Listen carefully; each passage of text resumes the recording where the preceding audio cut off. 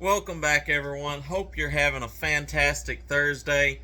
You know the drill. If you hate making money, this isn't the channel for you. If you like to make money, if you like learning about stocks, crypto, and investing in general, stick around for me. Hit the like button, hit the subscribe and notification bell so you don't miss any of my videos. So let's get into it. I want to talk for just a minute about the Inflation Reduction Act that Biden signed. Now, normally I don't get too political on here. Try to keep this channel focused on making money. However, I do believe this bill affects that. So, I got to start off with the fact that they would call a bill that they're saying is a climate control bill, but they want to call it the Inflation Reduction Act.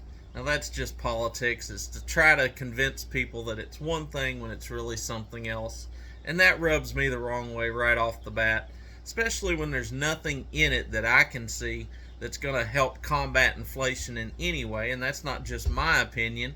That's the opinion of some of the smartest people out there, some of the best professors in the world on macroeconomics have looked at this bill and said that it's not going to do anything to combat inflation, especially over the next couple of years. If anything, it's going to hurt inflation.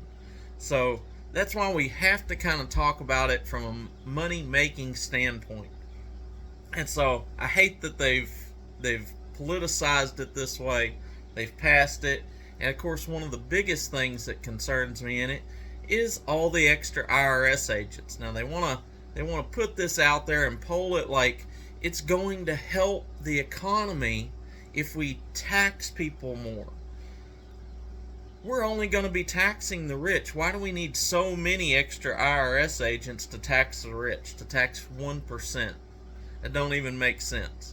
They're coming after the middle class. They're going to be crunching down on things. So you better make sure that everything you're doing, that you're learning about your taxes, because we've talked about it on this channel before.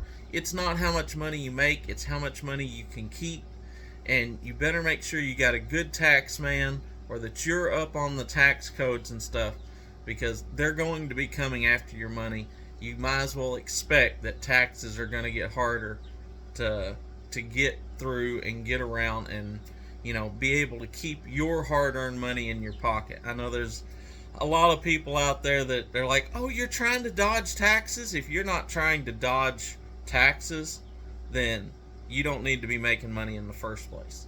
I don't work my butt off to make a living for my family and make a future for my family to give it away for the government to spend it willy-nilly on whatever they want to. It's just not how I live my life. If it's how you live yours, that's your thing. It's not how I live my life. Does there need to be taxes? That point could be argued as well. But even if there are taxes, it doesn't mean that there should be unfair taxation, which is what we're already living in, and they're trying to tighten it up more. We fought for our independence to get away from that very thing. So, yes, I take issue with them trying to go after taxes and try to tell people we know how to spend your money better than you do. So I have a real issue with it. And I think there's a lot to come. You need to keep your eyes open about it. Alright, that's kind of my rant for the day. Definitely pay attention to it. It is going to affect your ability to make money. Let's get into the market and talk about some good things. Alright, so S&P in the pre-market is up 0.16%, just a little bit. We're starting to get crypto climbing back up a little bit. That's always good. We had a little pullback yesterday after the FOMC minutes come out.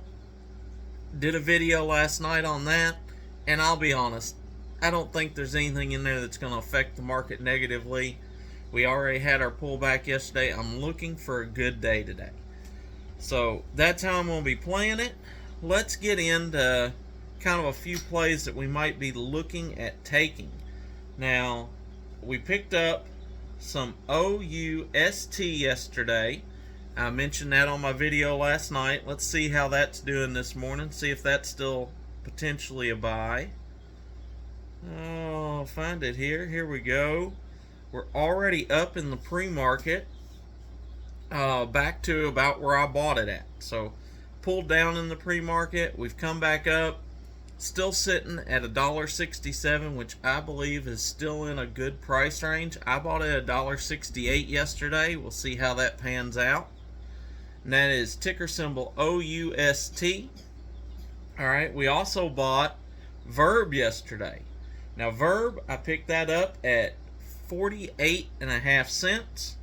And Verb is up over 2% in the pre-market. We're already back up over 50 cents, so I wouldn't necessarily recommend, if you didn't get in on the play, to get in on it now.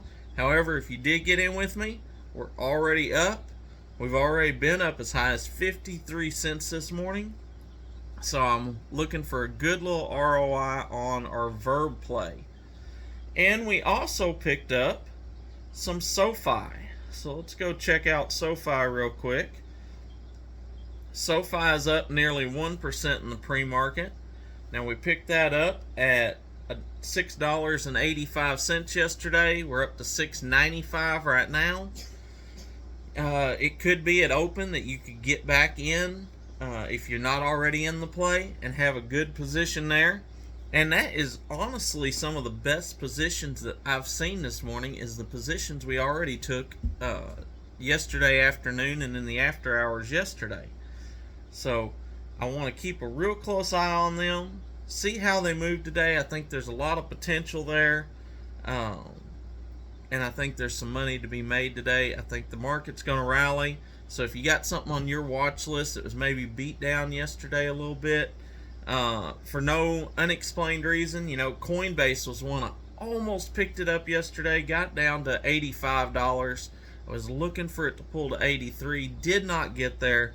So I didn't end up picking it up. However, I kind of wish I had, maybe not been quite so greedy, went ahead and took a position at 85. Because with crypto starting to come back up, I'd say there's a really good chance we're going to hit, at least $88, $89 today. So if you're looking for maybe a small, pretty safe swing, we're still only at $86.50. There's a potential there for, $1, $2 gain. Fairly simple, I do believe. So that's always a potential play if you're wanting something kind of safe. And worst case scenario, if it breaks down a little bit, you just average down a little bit more and bring that average down. But that's on you. It's not one of the plays I'm looking at maybe right now. If it was to open back up and drop just a little bit, maybe drop back down to around $85, I actually may take a position in it, just because I do believe that it's got, from that point, a $3-4 gain on it, which would be a nice little ROI. And if it fell a little bit more, it's pretty close to the price target that I already set. So that's what I'm going to be looking at today. Get out there, check it out for yourself. Anything I say is not financial advice. I'm on here to tell you what I'm doing each and every day so that you can follow along, look at it yourself, start to understand how those numbers make sense, because we're all about trading by the numbers. We don't get emotional. We don't FOMO into trades. Just because something's running, like Bed Bath & Beyond, we don't FOMO into trades like that, because what happens is, inevitably, you're going to bid on that up at $24, $25, and then it's going to crash, and then it's going to really cost you. So we don't FOMO in, we don't get emotional. We look at the trades, we take them when the numbers make sense. If something happens to change it, we cut them, we take our losses, we don't get emotional about that, and we look for a position to make some more money.